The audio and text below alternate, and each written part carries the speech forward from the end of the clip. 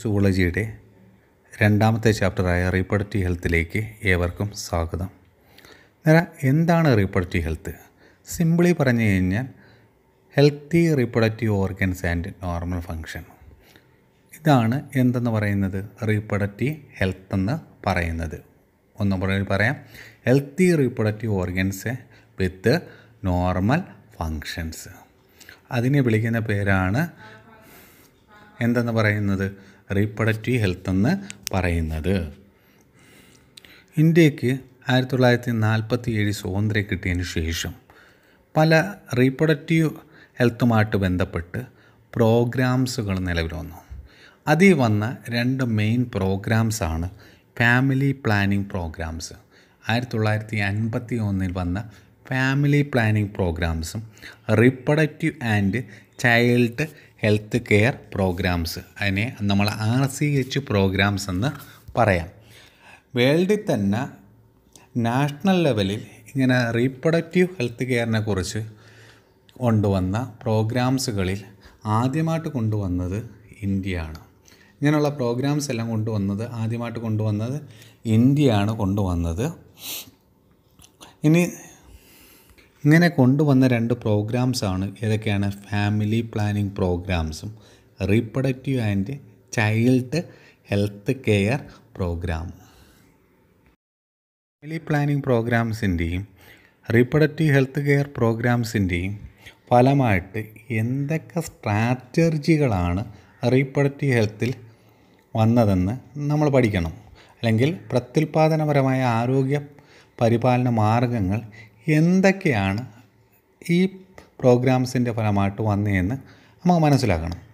അതിൽ ഒന്നായിരുന്നു counselling and creating awareness, ബോധവൽക്കരണം. എന്താണ് ബോധവൽക്കരണം എന്ന് പറയുമ്പോഴത്തേക്ക് ഈ വില്ലേജസിലൊക്കെ താമസിക്കുന്നവർക്ക് റീപ്രൊഡക്ഷനെ കുറിച്ച് യാതൊരു അവയർനെസ്സും ഇല്ലായിരുന്നു. ആ അവയർനെസ് ഇല്ലാതിരിക്കുന്നവർക്ക് ഒരു അവയർനെസ് കൊടുക്കുന്നത് ഗവൺമെൻറ് സംഘടനകളും നോൺ ഗവൺമെൻറ് സംഘടനകളും ഒക്കെ ആയിട്ട് ചേർന്ന് ക്രിയേറ്റ് അവയർനെസ് കൊടുക്കുക. റീപ്രൊഡക്റ്റീവ് ഹെൽത്തിനെ കുറിച്ചും സെക്സ് ഓർഗൻസിനെ പരിപാലിക്കേണ്ടുള്ളത് എങ്ങനെയാണെന്നും അങ്ങനെ വൃത്തിയായി സൂക്ഷിക്കണം എങ്ങനെയാണെന്നും ഉള്ള കാര്യങ്ങളൊക്കെയുള്ള അവയർനെസ് കൊടുത്തു. അതിനുവേണ്ടി ഓഡിയോ വിഷ്വലും പ്രിൻ്റഡ് മീഡിയയും പ്രൈമറി ഹെൽത്ത് സെൻ്ററും ഒക്കെ ഉപയോഗിച്ചുകൊണ്ടായിരുന്നു കൗൺസിലിംഗ് ആൻഡ് അവയർനെസ് കൊടുത്തത്. അന്നേരം റീപ്രൊഡക്റ്റീവ് ഹെൽത്തിന് വേണ്ടിയുള്ള സ്ട്രാറ്റജീസിൽ ഒന്നാമത് ചെയ്തത് കൗൺസിലിംഗ് ആൻഡ് ക്രിയേറ്റിംഗ് അവയർനെസ്സാണ്, ബോധവൽക്കരണമാണ് നടത്തിയത്. ബോധവൽക്കരണത്തിന് ആരെയൊക്കെ ഉപയോഗിച്ചുകൊണ്ടാണ് ബോധവൽക്കരണം നടത്തിയത്? ഗവൺമെൻറ്റിനെ ഉപയോഗിച്ചുകൊണ്ടും നോൺ ഗവൺമെൻറ്റിനെ ഉപയോഗിച്ചുകൊണ്ടും പ്രസ്സിന് പ്രിൻ്റഡ് മീഡിയ ഉപയോഗിച്ചുകൊണ്ടും. ഇനി അടുത്തത് പ്രൈമറി ഹെൽത്ത് സെൻറ്റേഴ്സ്. നമുക്കറിഞ്ഞൂടെ നമ്മളടുത്തുള്ള പ്രൈമറി ഹെൽത്ത് സെൻറ്റേഴ്സാണ് എന്ത് ചെയ്യുന്നത്? റീപ്രൊഡക്റ്റീവ് ഹെൽത്തിനുള്ള അവയർനെസ്സൊക്കെ നമ്മൾ തരും. അത് ഉദാഹരണമായിട്ട് നിങ്ങളുടെ വീട്ടിലൊക്കെ ഗർഭിണികളൊക്കെ ഉണ്ടെങ്കിൽ അവർ ഏത് തരത്തിലുള്ള ആഹാരം കഴിക്കണം എന്നൊക്കെ അവിടെ നിന്ന് വരുന്നവർ പറയും ഏതൊക്കെ ആഹാരം കഴിക്കണം, എന്തൊക്കെ കാര്യങ്ങൾ തരണമെന്ന്, ആ സമയത്ത് കഴിക്കണമെന്നും കാര്യങ്ങളുമൊക്കെ ഒരു അവയർനെസ് ഗവൺമെൻറ് അവർക്ക് കൊടുക്കുന്നുണ്ട്. ഇനി രണ്ടാമത്തെയാണ് സെക്സ് എഡ്യൂക്കേഷൻ. എന്താണ് സെക്സ് എഡ്യൂക്കേഷൻ എന്ന് പറയുമ്പോഴത്തേക്ക്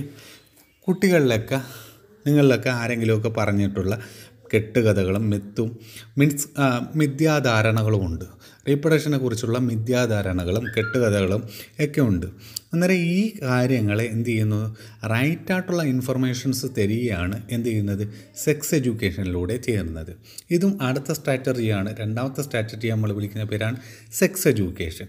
അന്നേരം സെക്സ് എഡ്യൂക്കേഷനിലൂടെ നിങ്ങളുടെ മിത്തുകളും മിസ്കൺസെപ്ഷനും എല്ലാം മിഥ്യാധാരണകളും എല്ലാം മാറിക്കൊണ്ട് റൈറ്റ് ഇൻഫർമേഷൻ അബൌട്ട് എന്തിനെക്കുറിച്ചുള്ള സെക്സ് എഡ്യൂക്കേഷനെ കുറിച്ചുള്ള അല്ലെങ്കിൽ ഇതൊക്കെയാണ് തരുന്നത്.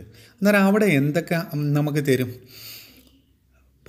പ്രോപ്പർ ഇൻഫർമേഷൻസ് വരും. എന്തൊക്കെയാണ്? റീപ്രൊഡക്റ്റീവ് ഓർഗൻസിനെ കുറിച്ചുള്ള ഒരു പ്രോപ്പർ ഇൻഫർമേഷൻസ് വരും. അഡോൾസൻസ് ആൻഡ് റിലേറ്റഡ് ചേഞ്ചസിനെ കുറിച്ച് നമ്മൾ പഠിക്കുന്നില്ല, 8ാം ക്ലാസ്സിലൊക്കെ പഠിക്കുന്നുണ്ട്. അഡോൾസൻസ് ആൻഡ് റിലേറ്റഡ് ചേഞ്ചസിനെ കുറിച്ചുള്ള കാര്യങ്ങളൊക്കെ പറയുന്നത് നമ്മുടെ ആ സ്കൂൾ ക്ലാസ്സിൽ പഠിക്കുമ്പോഴാണ്. സേഫ് ആൻഡ് ഹൈജീനിക് സെക്ഷൽ പ്രാക്ടീസിനെ കുറിച്ച് പറയും. ഇനി സെക്ഷലി ട്രാൻസ്മിറ്റഡ് ഡിസീസിനെ കുറിച്ച് പറയും. എയ്ഡ്സിനെ കുറിച്ച് പറയും. അന്നേരം ഈ കാര്യങ്ങളെല്ലാം നമ്മൾ പറഞ്ഞിട്ടുണ്ട്, 10ാം ക്ലാസ്സിലൊക്കെ പറഞ്ഞിട്ടുണ്ട്. എയ്ഡ്സ് എങ്ങനെയാണ് പകരുന്ന കാര്യങ്ങളൊക്കെ പറഞ്ഞിട്ടുണ്ട്. അന്നേരം ഇതിനെക്കുറിച്ചുള്ള ധാരണകളൊക്കെ കൊടുക്കുകയാണ് രണ്ടാമത്തെ ഭാഗത്ത് ചെയ്യുന്നത്. അതാണ് സെക്സ് എഡ്യൂക്കേഷൻ എന്ന് പറയുന്നത്. ഇനി അടുത്തത് പേരൻസ്, ടീച്ചേഴ്സ് ആൻഡ് ഫ്രണ്ട്സ്. അന്നേരം നിങ്ങളെ ക്ലോസ് ആയിട്ടുള്ള പേരൻസോ ടീച്ചേഴ്സോ ഫ്രണ്ട്സും ഒക്കെ എന്ത് ചെയ്യുന്നു, സെക്സ് റിലേറ്റഡ് ഇൻഫർമേഷൻസ് ആർക്കും കൊടുക്കും? ഹെൽത്തി ആയിട്ടുള്ള ഇൻഫർമേഷൻസ്, നിങ്ങൾ ഉദ്ദേശിക്കുന്ന ഇൻഫർമേഷൻസ് അല്ല, നല്ല ഹെൽത്തി ആയിട്ടുള്ള ഇൻഫർമേഷൻസ് പാസ് ചെയ്യാറുണ്ട്. ചിലപ്പോൾ നമ്മുടെ അമ്മയൊക്കെ നമുക്ക് പറഞ്ഞു തരാറുണ്ട്.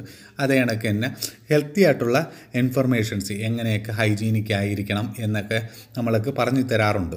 അതാണ് മൂന്നാമത്തത്. ഇനി അടുത്ത ഫാമിലി വെൽഫെയർ ഇൻഫർമേഷൻ. അന്നേരം കുടുംബക്ഷേമ അറിവ് എന്നാണ് പറയുന്നത്. ഫാമിലി വെൽഫെയർ ഇൻഫർമേഷൻ എന്ന് പറയുമ്പോഴത്തേക്ക് എന്താണ്? കുടുംബക്ഷേമ അറിവ്. ഇനി അവിടെ എന്തൊക്കെയാണ് പറയുന്നത്? നമുക്ക് കുടുംബമായി. അന്നേരം കുടുംബം ആകുമ്പോഴത്തേക്ക് എന്താണ്? അവിടെ ബർത്ത് കൺട്രോൾ ഓപ്ഷൻസിനെ കുറിച്ചാണ് നമ്മൾ അറിഞ്ഞിരിക്കണം. അന്നേരം അവിടെ നമുക്ക് എന്താണ്, ഏതൊക്കെ സ്ട്രാറ്റജീസ് ഉണ്ട്, ബർത്ത് കൺട്രോൾ മെത്തേഡ്സിന് ഏതൊക്കെ സ്ട്രാറ്റജി ഉണ്ടെന്നൊക്കെ അവിടുന്ന് മനസ്സിലാക്കാൻ കഴിയും. ഇനി കെയർ ഓഫ് പ്രഗ്നൻറ്റ് മദേഴ്സ്.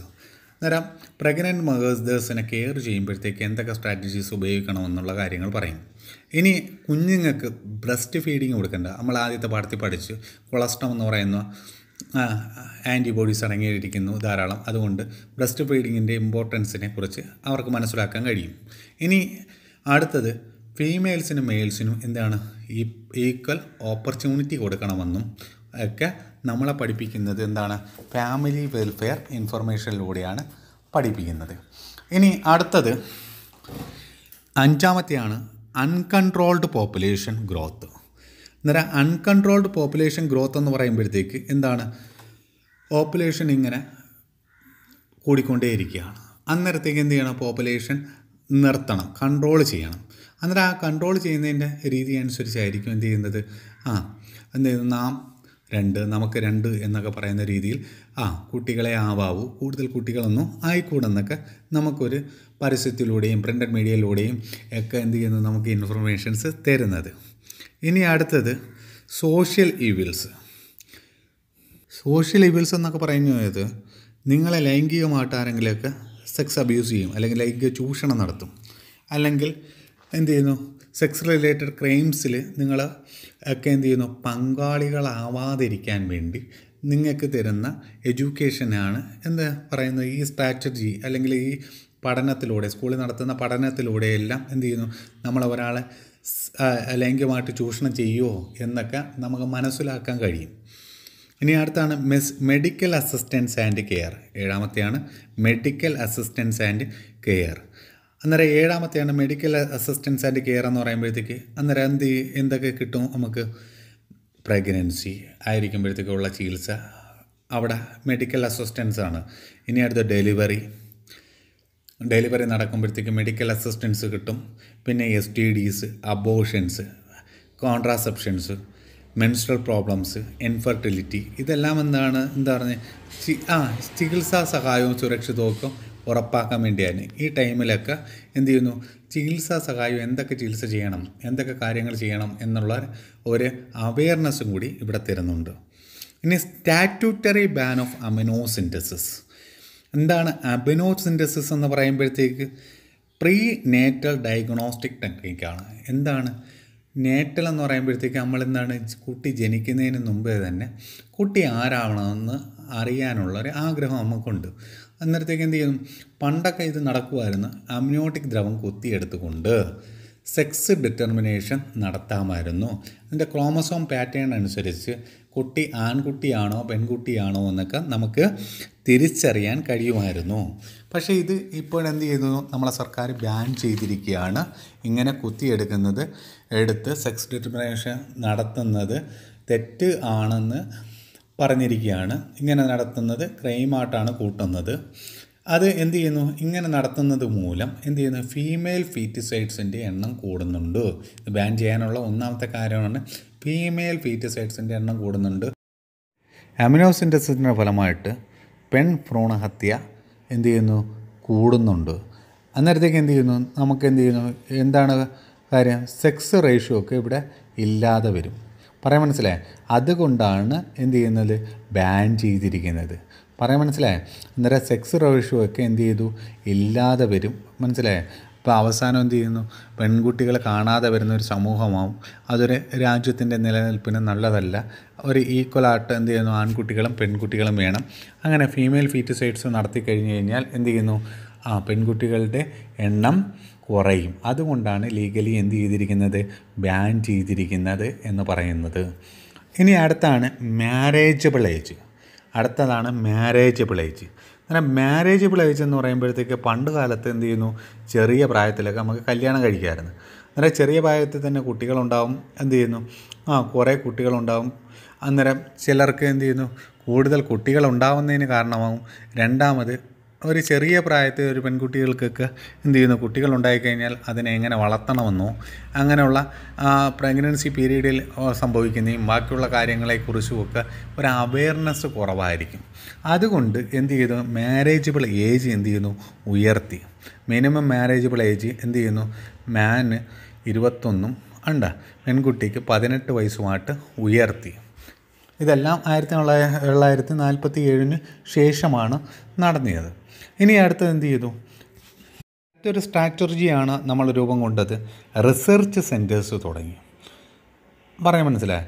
ഗവൺമെൻറ്റും നോൺ ഗവൺമെൻറ്റൽ ഏജൻസിയും ഒക്കെ ചേർന്നുകൊണ്ട് എന്ത് ചെയ്യുന്നു, റിസർച്ച് സെൻറ്റേഴ്സ് തുടങ്ങി. അങ്ങനെ തുടങ്ങിയ ഒരു റിസർച്ച് സെൻറ്റേഴ്സാണ് സെൻട്രൽ ഡ്രഗ് റിസർച്ച് ഇൻസ്റ്റിറ്റ്യൂട്ട്. ലക്നൗവിൽ തുടങ്ങിയ റിസർച്ച് സെൻറ്റർ ആണ് ഏതെന്ന് പറയുന്നത്, central drug research institute, Lucknow.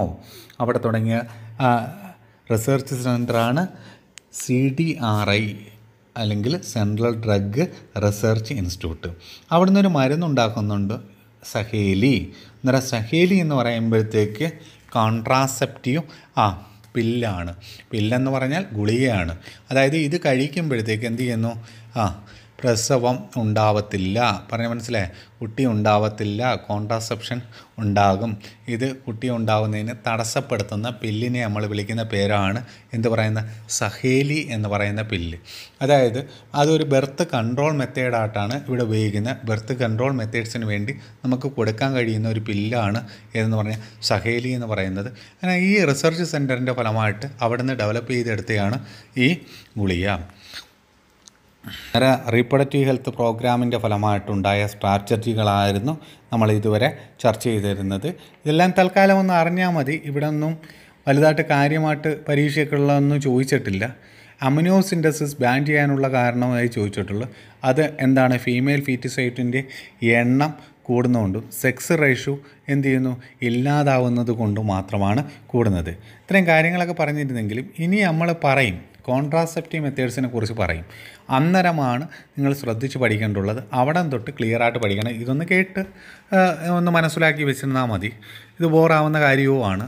അന്നേരം ഇത് കേട്ടൊന്ന് മനസ്സിലാക്കി വെച്ചിരുന്നാൽ മതി. ഇനി അങ്ങോട്ട് ചെല്ലുമ്പോഴത്തേക്കാണ് കൃത്യമായിട്ട് അത് ഞാൻ പറയും. ഇവിടെ തൊട്ട് നല്ല ശ്രദ്ധിച്ച് പഠിക്കണമെന്ന് പറയും. അത്തരം കാര്യങ്ങൾ നിങ്ങൾ ശ്രദ്ധിച്ച് തന്നെ പഠിക്കണം. ഇനി അടുത്ത ഭാഗത്ത് നമ്മൾ ചർച്ച ചെയ്യുന്ന population explosion and birth control മെത്തേഡ്സിനെ കുറിച്ചാണ് നമ്മൾ എന്ത് ചെയ്യുന്നത്, ചർച്ച ചെയ്യുന്നത്. എന്താണ് പോപ്പുലേഷൻ എക്സ്പ്ലോഷൻ എന്ന് പറയുമ്പോഴത്തേക്ക് 1850 1 ബില്യൺ പോപ്പുലേഷൻ ആയിരുന്നു ഇന്ത്യയിൽ. അത് 2000 ആയപ്പോഴത്തേക്ക് 6 ബില്യനായിട്ട് മാറുകയാണ് ചെയ്തത്. അന്നേരം ഒരു പോപ്പുലേഷന് വൻ സ്ഫോടനം തന്നെ നടക്കുകയാണ് ചെയ്യുന്നത്. പോപ്പുലേഷൻ എക്സ്പ്ലോഷൻ തന്നെയാണ് നടന്നത്. അന്നേരം അവിടെ ഒരു പ്രത്യേകത എന്ന് പറയുമ്പോഴത്തേക്ക് എന്താണ്, അവിടെ മോർട്ടാലിറ്റി റേറ്റ് കുറഞ്ഞു, മരണനിരക്ക് കുറഞ്ഞു. മനസ്സിലായേ? മരണനിരക്ക് കുറയുകയും ചെയ്യുന്നു. ഇൻഫൻറ്റ് മോർട്ടാലിറ്റി റേറ്റും ഒക്കെ കുറഞ്ഞു. പറയാൻ മനസ്സിലായി? കുട്ടികളും ഒക്കെ എന്ത് ചെയ്യുന്നു, മരിക്കുന്നത് എന്ത് ചെയ്തു, കുറഞ്ഞു. അതായത് അതേ കണക്ക് തന്നെ മെറ്റേണൽ മോർട്ടാലിറ്റി റേറ്റും ഒക്കെ എന്ത് ചെയ്യുന്നു, കുറയുകയും നമ്മളെ ഈ സ്റ്റഡീസൊക്കെ ഉണ്ടായതുകൊണ്ട് പിന്നെ 1947 അത് കഴിഞ്ഞുമൊക്കെ എന്ത് ചെയ്യുന്നു, ബെറ്ററായിട്ടുള്ള സയൻറ്റിഫിക് മേഖലയും അതേ കണക്ക് തന്നെ നമ്മൾ ആരോഗ്യപരമായിട്ടുള്ള മേഖലകളിലൊക്കെ എന്ത് ചെയ്യുന്നു, വൻ കുതിച്ചുചാട്ടം ഉണ്ടായതുകൊണ്ട് എന്ത് ചെയ്യുന്നു, പല രോഗങ്ങളെയും നമുക്ക് പിടിച്ചു നിർത്താൻ കഴിഞ്ഞു. അതേ കണക്ക് തന്നെ പാൻഡമിക്കായിട്ടുള്ളയും അതേ കണക്ക് തന്നെ പാൻഡമിക് എന്ന് പറയുമ്പോൾ ഒരു ലോകത്ത് നിന്ന് മറ്റൊരു രോഗത്തിലേക്ക് വരുന്ന കൊറോണ കണക്കുള്ള രോഗങ്ങളെയും അതേ കണക്ക് തന്നെ സാംക്രമികമായിട്ടുള്ള രോഗങ്ങളെയൊക്കെ എന്ത് ചെയ്യുന്നു, നമുക്ക് പിടിച്ചു നിർത്താൻ കഴിഞ്ഞു. അതിൻ്റെ ഫലമായിട്ട് എന്ത് ചെയ്യുന്നു, പോപ്പുലേഷൻ എക്സ്പ്ലോഷൻ നടന്നു. അതായത് 1850 1 ബില്യനായിരുന്ന സമയത്തു നിന്നും എന്ത് ചെയ്യുന്നു, 2000 എത്തിയപ്പോഴത്തേക്ക് എന്ത് ചെയ്യുന്നു, 6 ബില്യനായിട്ട് മാറുകയാണ് ചെയ്യുന്നത്. അതേ കണക്ക് തന്നെ ലോകത്തിൽ 6 ആൾക്കാർ ജനിക്കുമ്പോഴത്തേക്ക്, അല്ലെങ്കിൽ 6 കുട്ടികൾ ജനിക്കുമ്പോഴത്തേക്ക് അതിലൊരു കുട്ടി എന്തായിരിക്കും, ഇന്ത്യൻ ആയിരിക്കുന്ന അവസ്ഥയിലേക്ക് നീങ്ങി. അന്നേരം എന്ത് ചെയ്യണം, നമ്മൾ മെത്തേഡ്സ് കൺട്രോൾ ഓവർ പോപ്പുലേഷൻ. അന്നേരം ഓവർ പോപ്പുലേഷൻ എന്ത് ചെയ്യണം, നമുക്ക് നിർത്തണം, അല്ലെങ്കിൽ നമ്മളെ ബാധിക്കുമെന്ന് കൃത്യമായിട്ട് നമ്മുടെ ഭരിക്കുന്നവർക്ക് മനസ്സിലാക്കിയിട്ടുണ്ട്.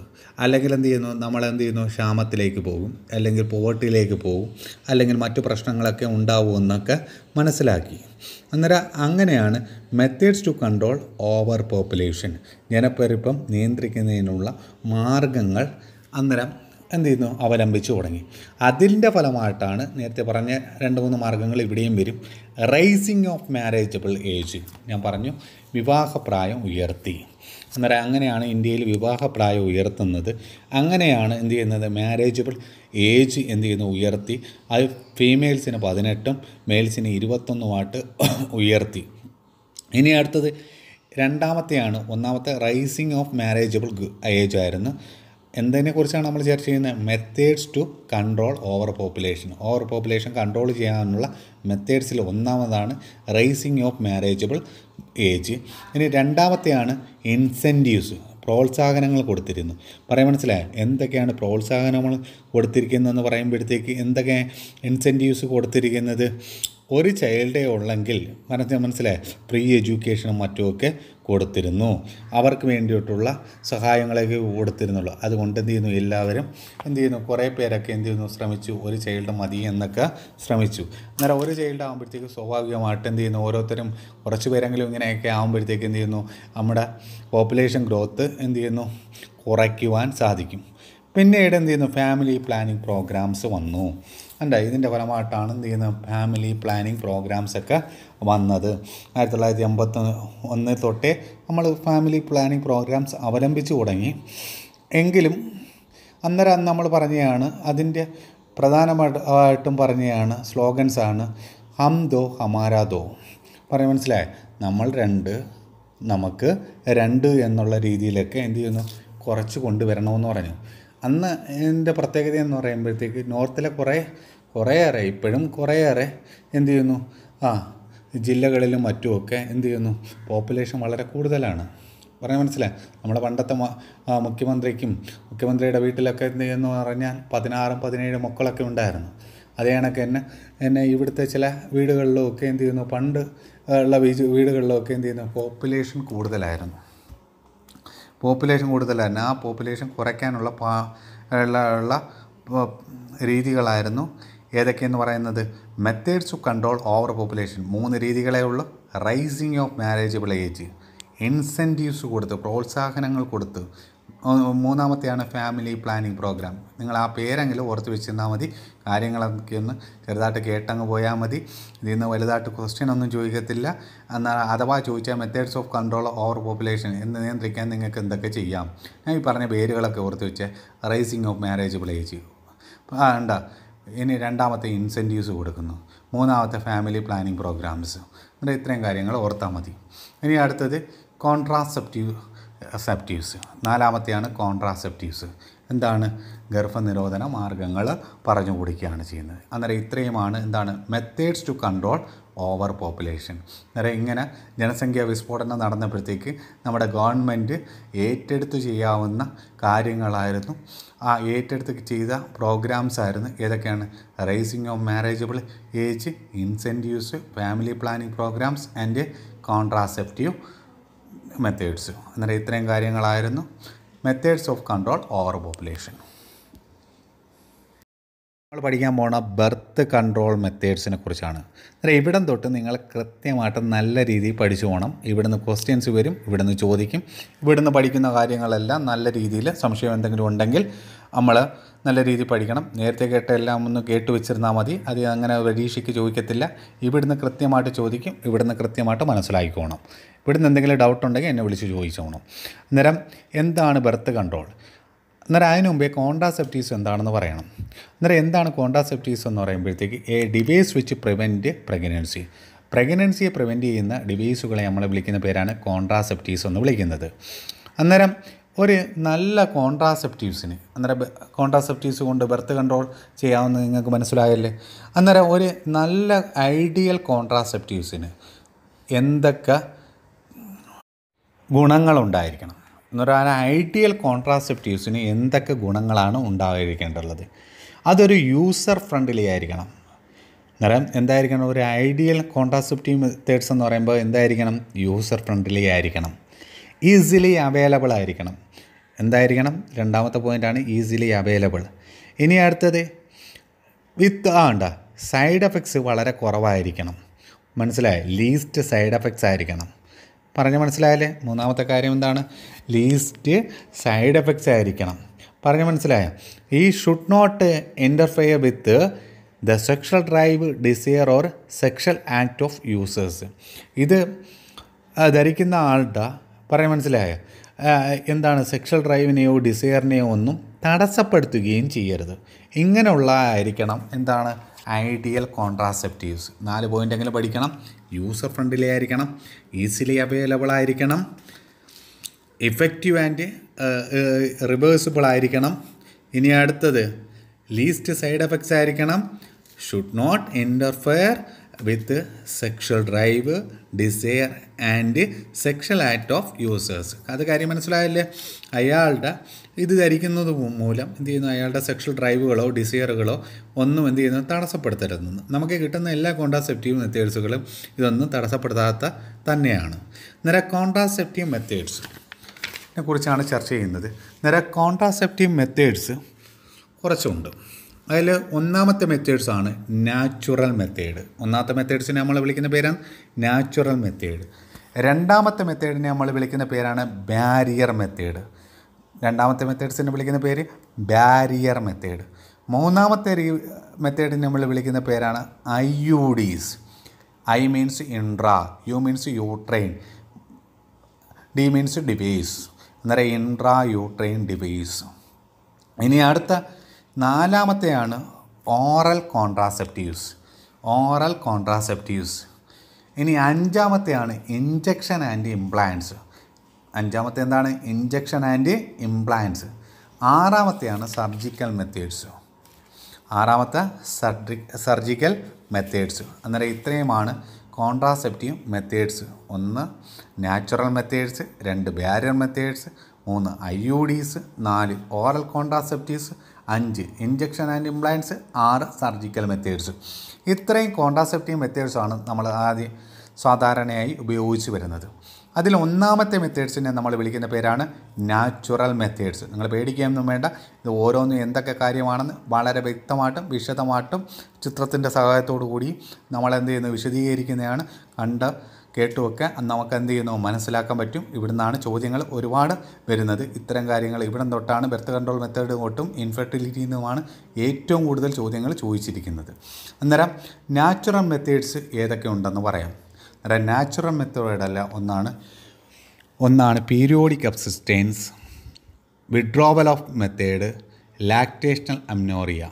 അന്നേരം 3 മെത്തേഡുകളാണ്. ഏതൊക്കെയാണ്? ട്രഡീഷണൽ അല്ലെങ്കിൽ നാച്ചുറൽ മെത്തേഡ്സ് വരുന്നതാണ് പീരിയോഡിക് അബ്സ്റ്റൈൻസസ്, വിഡ്രോവൽ ഓഫ് മെത്തേഡ് അല്ലെങ്കിൽ ലാക്ടേഷണൽ അമ്നോറിയ. അന്നേരം ഈ 3ഉമാണ് ഏത് വരുന്നത്? നാച്ചുറൽ മെത്തേഡിൽ വരുന്നത്. കൃത്യമായിട്ട് പഠിച്ചിരിക്കണം. ഈ 3ൻ്റെ പേര് അറിഞ്ഞിരിക്കണം. നാലാമത് ഒരു പേരും കൂടി തന്നിട്ട് ഓഡ് 1 ഔട്ടാക്കാൻ പറയും. അതാണ് ആദ്യത്തെ ഇവിടുത്തെ ചോദ്യം. പറഞ്ഞ മനസ്സിലായി? വേറൊരു മെത്തേഡിൻ്റെ ഏതെങ്കിലും എടുത്ത് വെച്ചിട്ട് ഇത് വരാത്ത ഏതാണെന്ന് ഓഡ് 1 ഔട്ട് ചോദിച്ചു കളയും. അന്നേരം പഠിച്ചോണം. പീരിയോഡിക് അബ്സ്റ്റൈൻസസ്, വിഡ്രോവൽ ഓഫ് മെത്തേഡ് അല്ലെങ്കിൽ ലാക്ടേഷണൽ അമ്നോറിയ. ഈ 3ആണ് ഏതെന്ന് പറയുന്നത് നാച്ചുറൽ മെത്തേഡ്സ് വരുന്നത്. അന്നേരം പീരിയോഡിക് അബ്സ്റ്റൈൻസസ് യഥാർത്ഥത്തിൽ പറഞ്ഞ സേഫ് പീരീഡ് എന്നാണ് പറയുന്നത്. നിങ്ങൾ നേരത്തെ പഠിച്ചിട്ടുണ്ടായിരുന്നു. ഓവുലേഷൻ നടക്കുന്ന എപ്പോഴാണ്? 14ാമത്തെ ദിവസമാണ് ഓവുലേഷൻ നടക്കുന്നത്. മെൻസ്ട്രേഷൻ കഴിഞ്ഞിട്ട് 14ാമത്തെ ദിവസമാണ് ഓവുലേഷൻ നടക്കുന്നത്. അന്നേരത്തേക്ക് 10 തൊട്ട് 17 ദിവസം വരെയാണ് നമ്മൾ എന്ത് ചെയ്യുന്നത് ഓവത്തെ എക്സ്പെക്റ്റ് ചെയ്യുന്ന ദിവസങ്ങൾ. അന്നേരം 10 തൊട്ട് 17 ദിവസങ്ങൾ വരെ എന്ത് ചെയ്യുന്നു ഓവത്തെ നമ്മൾ എക്സ്പെക്റ്റ് ചെയ്യുന്നുണ്ട്, അവിടെ വരാൻ സാധ്യതയുണ്ട്. അത് നമ്മൾ 14 എന്നൊരു കൃത്യമായ ദിവസം പറഞ്ഞെങ്കിലും 10 തൊട്ട് 17 ദിവസങ്ങളിൽ എന്ത് ചെയ്യുന്നു ആ ദിവസങ്ങളിൽ അവിടെ ഓവം വരാനുള്ള സാധ്യതയുണ്ട്. അന്നേരം ആ സമയങ്ങളിൽ എന്ത് ചെയ്യുന്നു കോയിറ്റ്സ് നടന്നു കഴിഞ്ഞാൽ അല്ലെങ്കിൽ സെക്ഷൽ റിലേഷൻഷിപ്പ് നടന്നു കഴിഞ്ഞാൽ എന്തുണ്ടാവാനുള്ള സാധ്യതയുണ്ട്? കുട്ടി ഉണ്ടാവാനുള്ള സാധ്യതയുണ്ട്. പറയാൻ മനസ്സിലായോ? അന്നേരം ഈ പീരീഡിനെ നമ്മൾ എന്ത് വിളിക്കും? ഡേഞ്ചർ പീരീഡാണ്. അന്നേരം ഈ ദിവസങ്ങളിൽ എന്ത് ചെയ്യുന്നത് സെക്സ് ചെയ്യുന്നത് ചിലപ്പോൾ എന്ത് ചെയ്യുന്നു പ്രഗ്നൻസിക്ക് കാരണമാകും. നമ്മളെന്താണ് പഠിക്കുന്നത്? പ്രഗ്നൻസിക്ക് കാരണമാകാതെ എങ്ങനെ ബർത്ത് കൺട്രോൾ ചെയ്യാമെന്നാണ് പഠിക്കുന്നത്. യഥാർത്ഥത്തിൽ പ്രഗ്നൻസി വേണ്ടുള്ളവർ 10 തൊട്ട് 17 ദിവസം വരെ എന്ത് ചെയ്യുന്നു സെക്ഷൽ ഇൻ്റർകോഴ്സിൽ ചെയ്ത് കഴിഞ്ഞ് കഴിഞ്ഞാൽ കുട്ടി ഉണ്ടാകും. അന്നേരം കുട്ടി ഉണ്ടാവാതിരിക്കാനുള്ള കാര്യങ്ങളെക്കുറിച്ചാണ് നമ്മൾ ചർച്ച ചെയ്യുന്നത്. അന്നേരം എന്താണ് കോയിറ്റ്സ് എപ്പോഴായിരിക്കണം നടക്കേണ്ടുള്ള അബ്സ്റ്റെയിൻസ് എപ്പോഴും അവോയ്ഡ് ചെയ്യണം ഫ്രം ഏത് ഡേ തൊട്ട് 10 to 70 of the menstrual cycle. പറയാൻ മനസ്സിലായോ? അന്നേരം അവോയ്ഡ് ചെയ്യാണ് അല്ലെങ്കിൽ അബ്സ്റ്റെയിൻ ചെയ്യാണ് from the coitus from day 10 to 17 of the menstrual cycle. കാര്യം മനസ്സിലായല്ലേ? എന്തുകൊണ്ടാണ്? അവിടെ ഓവുലേഷൻ നടക്കാനുള്ള സാധ്യതയുണ്ട്, ഓവം വരാനുള്ള സാധ്യതയുണ്ട്. ആ ഓവം വരുന്നത് കൊണ്ട് നമ്മൾ എന്ത് ചെയ്യുന്നു സെക്ഷൽ റിലേഷൻ ഏർപ്പെട്ട് കഴിഞ്ഞാൽ സ്പേം എത്തിക്കഴിഞ്ഞാൽ ഫെർട്ടിലൈസേഷൻ നടക്കാനുള്ള സാധ്യതയുണ്ട്, അവിടെ കുട്ടി ഉണ്ടാവാനുള്ള സാധ്യതയുണ്ട്. അതാണ് കാരണം. അന്നേരം കാര്യം മനസ്സിലായല്ലേ? ചെറിയ പോയിൻ്റേ ഉള്ളൂ. ഇത് മാത്രം എഴുതി വെച്ചാലും നമുക്ക് പരീക്ഷയ്ക്ക് കിട്ടും. എന്താണ്? Avoid or abstain from coitus from day 10 to 17 of the menstrual cycle. പറയാൻ മനസ്സിലായോ? അതാണ് എഴുതി വയ്ക്കേണ്ടത്. അന്നേരം അതാണ് പീരിയോഡിക് അബ്സ്റ്റെയിൻസൻസ് എന്ന് വിളിക്കുന്നത്. അല്ലെങ്കിൽ സേഫ് പീരീഡ് അനുസരിച്ച് എന്ത് ചെയ്യുന്നു സെക്ഷൽ റിലേഷൻഷിപ്പിൽ ഏർപ്പെടുക. അതായത് ഇതിന് മുമ്പുള്ള ദിവസങ്ങളിലോ ഇതിന് ശേഷമുള്ള ദിവസങ്ങളിലോ സെക്ഷൽ റിലേഷൻഷിപ്പിൽ ഏർപ്പെടാം. രണ്ടാമത്തെ നാച്ചുറൽ മെത്തേഡാണ് വിഡ്രോവൽ ഓഫ് പെനിസ് അല്ലെങ്കിൽ കോയിറ്റ്സ് ഇൻട്രപ്റ്റ്സ് എന്ന് വിളിക്കുന്നത്. അതായത് ഇൻസെമിനേഷൻ നടന്നു കഴിഞ്ഞാലേ എന്ത് ചെയ്യുന്നുള്ളൂ സാധാരണ കുട്ടികൾ ഉണ്ടാവുകയുള്ളൂ. അതായത് ഇൻസെമിനേഷൻ നടക്കുന്നതിന് മുമ്പ് പെനിസ് ഫീമെയിലിൻ്റെ വജയിൽ നിന്ന് വിഡ്രോ ചെയ്ത് കഴിഞ്ഞാൽ തിരിച്ച് വലിച്ചു കഴിഞ്ഞാൽ എന്ത് നടക്കത്തില്ല ഇൻസെമിനേഷൻ നടക്കാതെ വരികയും അങ്ങനെ എന്ത് ചെയ്യുന്നു പ്രഗ്നൻസിക്ക് ഉള്ള ചാൻസ് അവോയ്ഡ് ചെയ്യുകയും ചെയ്യാം. അന്നേരം ഈ മെത്തേഡ്സിനെ നമ്മൾ വിളിക്കുന്ന പേരാണ് വിഡ്രോവൽ ഓഫ് പെനിസ്.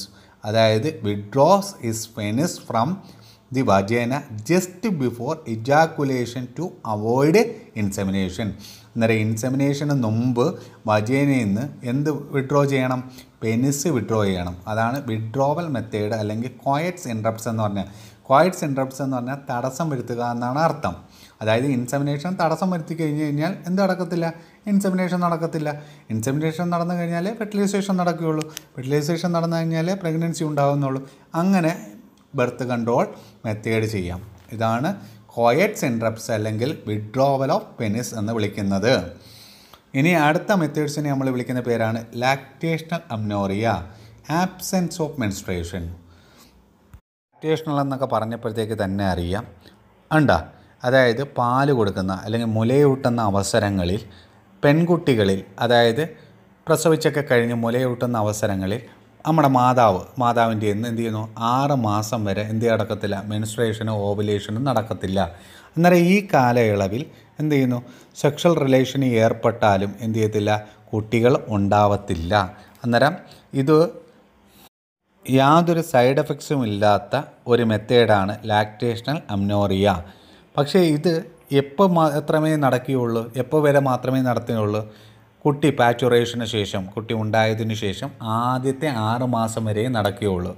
അതിനുശേഷം എന്ത് ചെയ്യുന്നു? ചിലപ്പോൾ ആ പെൺകുട്ടിയിൽ മെൻസ്ട്രേഷനും ഓവുലേഷനും ഒക്കെ നടക്കും. അതിനുശേഷം എന്ത് ചെയ്യുന്നു? നമ്മൾ കോയിറ്റ്സ് ചെയ്തു കഴിഞ്ഞാൽ കുട്ടി ഉണ്ടാവാനുള്ള സാധ്യത ഉണ്ട്. കാര്യം മനസ്സിലായല്ലേ? ലാക്ടേഷണൽ അമ്നോറിയ എന്ന് പറയുമ്പോഴത്തേക്ക് നിങ്ങൾക്ക് കാര്യം മനസ്സിലായല്ലേ? അതായത് കുട്ടിയെ മുലയൂട്ടുന്ന ദിവസങ്ങളിൽ എന്ത് ചെയ്യത്തില്ല? ഫീഡിങ് നടക്കുന്ന സമയങ്ങളിൽ ഫുള്ളി പ്രിവെൻറ്റ് കൺസെപ്ഷൻ. കൺസെപ്ഷനെ പ്രിവെൻറ്റ് ചെയ്യും. കുട്ടി ഉണ്ടാകുന്ന കൺസെപ്ഷൻ എന്ന് പറഞ്ഞാൽ പ്രഗ്നൻസി എന്നാണ് പറയുന്നത്. പ്രഗ്നൻസിയെ പ്രിവെൻറ്റ് ചെയ്യും. അത് എപ്പോൾ മാത്രമേ ഉള്ളൂ? ആദ്യത്തെ 6 മാസമേ ഉള്ളൂ. അന്നേരം ആ 6 മാസത്തിൻ്റെ പ്രത്യേകത എന്താണ്? അവിടെ എന്തൊക്കെ നടക്കത്തില്ല? മെൻസ്ട്രേഷനും ഓവുലേഷനും നടക്കത്തില്ല. അതുകൊണ്ടാണ് എന്ത് നടക്കാത്തതെന്ന് പറയുന്നത്? പ്രഗ്നൻസി അല്ലെങ്കിൽ കൺസെപ്ഷൻ നടക്കാത്തതെന്ന് പറയുന്നത്. ഇത് സൈഡ് എഫക്ട്സ് ഒന്നും തന്നെ ഇല്ല. പക്ഷേ ആദ്യത്തെ 6 മാസം വരെ എന്ത് ചെയ്യുന്നുള്ളൂ? ഈ പീരീഡ് വരെയുള്ള ബർത്ത് കൺട്രോളിനുള്ള ചാൻസ്. പിന്നീട് കോയിറ്റ്സിൽ ഏർപ്പെട്ടാൽ ചിലപ്പോൾ കുട്ടി ഉണ്ടാവാനുള്ള സാധ്യതയുണ്ട്. അതും പരീക്ഷയ്ക്ക് ചോദിച്ചിട്ടുണ്ട്. പിന്നീട് എന്ത് ചെയ്യുന്നു? സെക്ഷൽ റിലേഷന് ഏർപ്പെട്ടാൽ കുട്ടി ഉണ്ടാവുമെന്ന് ചോദിച്ചാൽ ഉണ്ടാവാനുള്ള സാധ്യത വളരെ കൂടുതലാണ്. അതുകൊണ്ട് ഇതൊരു വളരെ എഫക്റ്റീവായിട്ടുള്ള ബർത്ത് കൺട്രോൾ മെത്തേഡാണോ എന്ന് ചോദിച്ചു കഴിഞ്ഞാൽ അല്ല എന്ന് തന്നെ എഴുതണം. പറയാൻ മനസ്സിലായി? ഇത് 3 നാച്ചുറൽ മെത്തേഡ്സ് ഒന്നും തന്നെ എന്താണ് വളരെ എഫക്റ്റീവായിട്ടുള്ള മെത്തേഡുകളൊന്നുമല്ല. അതെല്ലാം ട്രഡീഷണൽ മെത്തേഡാണ്. പണ്ട് കാലത്ത് സ്വീകരിച്ചിരുന്ന മെത്തേഡാണ്. ഈ മെത്തേഡുകളെല്ലാം നമ്മൾ മാറ്റിയിട്ടുണ്ട്. പറയാൻ മനസ്സിലായോ? ഇനി അടുത്ത നമ്മൾ പഠിക്കാൻ പോകുന്ന മെത്തേഡ്സിനെ നമ്മൾ വിളിക്കുന്ന പേരാണ് ബാരിയർ മെത്തേഡ്. ബാരിയർ എന്ന് പറഞ്ഞു കഴിഞ്ഞാൽ തടസ്സം വരുത്തുന്ന എന്നാണ് പറയുന്നത്. അന്നേരം എന്തായിരിക്കും? പ്രഗ്നൻസിയെ തടസ്സപ്പെടുത്തുന്ന വല്ല കാര്യങ്ങളും അവിടെ ഉണ്ടായിരിക്കും. ബാരിയർ സ്വീകരിക്കും. ഒന്നുകിൽ ആൺകുട്ടികൾ നമ്മൾ ബാരിയർ മെത്തേഡ്സിനെ കുറിച്ചാണ് ചർച്ച ചെയ്യുന്നത്. എന്താണ് ബാരിയർ മെത്തേഡ്സ് എന്ന് പറഞ്ഞാൽ? തടസ്സപ്പെടുത്തുക. എന്തിനെ തടസ്സപ്പെടുത്തും? ഇപ്പോൾ ഓവവും സ്പേമുമായിട്ട് യോജിച്ചെങ്കിൽ മാത്രമേ എന്ത് ചെയ്യുന്നുള്ളൂ? അവിടെ ഫെർട്ടിലൈസേഷൻ നടക്കുകയുള്ളൂ. അന്നേരം ആ ഓവവും സ്പേമുമായിട്ട് യോജിക്കാതെ അതിൻ്റെ ഇടയിൽ നിന്ന് നിൽക്കുന്ന മെക്കാനിക്കൽ ഡിവൈസിനെയാണ് ബാരിയർ എന്ന് പറയുന്നത്. അന്നേരം ആ ബാരിയർ ഉള്ളത് കാരണം അവിടെ എന്ത് നടക്കത്തില്ല? ഫെർട്ടിലൈസേഷൻ നടക്കത്തില്ല. ഫെർട്ടിലൈസേഷൻ നടക്കാത്തതുകൊണ്ട് അവിടെ എന്ത് നടക്കത്തുമില്ല? കുട്ടി ഉണ്ടാവത്തുമില്ല. അതാണ് ഇവിടെ ഈ കോൺട്രാസെപ്റ്റീവ് മെത്തേഡ്സിൻ്റെ പ്രത്യേകത. അന്നേരം ബാരിയർ മെത്തേഡ് ഇങ്ങനെയായിട്ട് ബാരിയർ ആയിട്ട് നിൽക്കുന്ന മെത്തേഡ്സുകൾ ഏതൊക്കെയാണെന്ന് നോക്കാം. 1 condoms, 2 diaphragms, 3 cervical caps, 4 vaults. അന്നേരം ഏതൊക്കെയുണ്ട്? Condoms, diaphragms, cervical caps, vaults. ഇതൊക്കെയാണ് കോമൺ ബാരിയർ മെത്തേഡ്സ്. ഇവിടുത്തെ പ്രത്യേകത എന്താണ്? സ്പേമും എഗ്ഗുമായിട്ട് ഫ്യൂസ് ചെയ്യുന്നത് പ്രിവെൻറ്റ് ചെയ്യും. അതാണ് ചെയ്യുന്നത്. മറ്റിടത്തെല്ലാം കാര്യങ്ങൾ അറിയാമല്ലോ, ഓരോന്നിലെയും കാര്യങ്ങൾ അറിയാമല്ലോ. അന്നേരം ഇവിടെ ചെയ്യുന്നത് which prevent the physical meeting of ovum and sperm. പറയാൻ മനസ്സിലായോ? ബാരിയർ എന്ന് പറയുന്നത് ഒരു മെക്കാനിക്കൽ ഡിവൈസാണ്. അത് which prevent physical meeting of sperm and ovum. ഇതാണ് കറക്റ്റ് നിർവചനം. കാര്യം മനസ്സിലായല്ലേ? ഇനി നമ്മൾ ഒന്നാമത്തെ ബാരിയർ മെത്തേഡായിട്ടുള്ള കോണ്ടംസിനെ കുറിച്ചാണ് പറയുന്നത്. അന്നേരം കോണ്ടംസ് എന്ന് പറയുന്നത് റബ്ബർ ഓർ ലാറ്റക്സ് ഷീറ്റ് കൊണ്ടുണ്ടാക്കിയ ഒരു വസ്തുവാണ്. ഇത് മെയിലിലും ഫീമെയിലിലും സ്ഥാപിക്കാൻ കഴിയും. മെയിലിൽ എവിടെയാണെന്ന് ചോദിച്ചാൽ മെയിലിൽ കോണ്ടംസ് പെനിസിലും ഫീമെയിൽ വജൈനയിലോ സെർവിക്സിലോ ആയിരിക്കും എന്ത് ചെയ്യുന്നത്? നമ്മൾ സ്ഥാപിക്കുന്നത്. ഇതിൻ്റെ ഗുണമെന്ന് പറഞ്ഞാൽ സെമനും ഓവവും എന്ത് ചെയ്യത്തില്ല? തമ്മിൽ പരസ്പര ബന്ധമില്ലാതിരിക്കാൻ അല്ലെങ്കിൽ മീറ്റ് ചെയ്യുന്നത് എന്ത് ചെയ്യുന്നു? തടസ്സപ്പെടുത്തുകയാണ് ചെയ്യുന്നത്. പറയാൻ മനസ്സിലായോ? അതായത് മെയിലിൽ നിന്നുണ്ടാകുന്ന സെമൻ ഫീമെയിലിൻ്റെ വജൈനയുടെ അകത്തേക്ക്, അല്ലെങ്കിൽ നമുക്കറിയാം വജൈനയുടെ അകത്തേക്ക് പോയി എവിടെ പോകണം? യൂട്രസ് കഴിഞ്ഞ് ഫലോപ്പിയൻ ട്യൂബിൽ പോയെങ്കിൽ മാത്രമേ അവിടെ ഫെർട്ടിലൈസേഷൻ നടക്കുകയുള്ളൂ. അത് അവിടെ വെച്ച് തന്നെ വജൈനയിൽ എത്താതെ തന്നെ തടസ്സപ്പെടുത്തുന്ന രീതിയാണ് ഏതെന്ന് പറയുന്നത്? കോണ്ടംസ്. പറയാൻ മനസ്സിലായോ? അങ്ങനെയാണ് കോണ്ടംസ് എന്ത് ചെയ്യുന്നത്? പ്രിവെൻറ്റ് ചെയ്യുന്നത്. എന്തിനെ പ്രിവെൻറ്റ് ചെയ്യുന്നത്? കൺസെപ്ഷനെ പ്രിവെൻറ്റ് ചെയ്തത് അല്ലെങ്കിൽ പ്രഗ്നൻസിയെ പ്രിവെൻറ്റ് ചെയ്യുന്നത്. പിന്നെ കൂടുതലും ആൾക്കാർ ഇപ്പോഴുപയോഗിക്കുന്ന കൂടുതൽ മെത്തേഡ് എന്ന് പറയുമ്പോഴത്തേക്ക് ബാരിയർ മെത്തേഡ്സ് ആയിട്ടുള്ള കോണ്ടംസാണ് ഉപയോഗിക്കുന്നത്. എന്തുകൊണ്ട് കോണ്ടംസ് കൂടുതലായിട്ട് ഇന്ത്യയിൽ കൂടുതലായിട്ട് എന്ത് ചെയ്യുന്നു?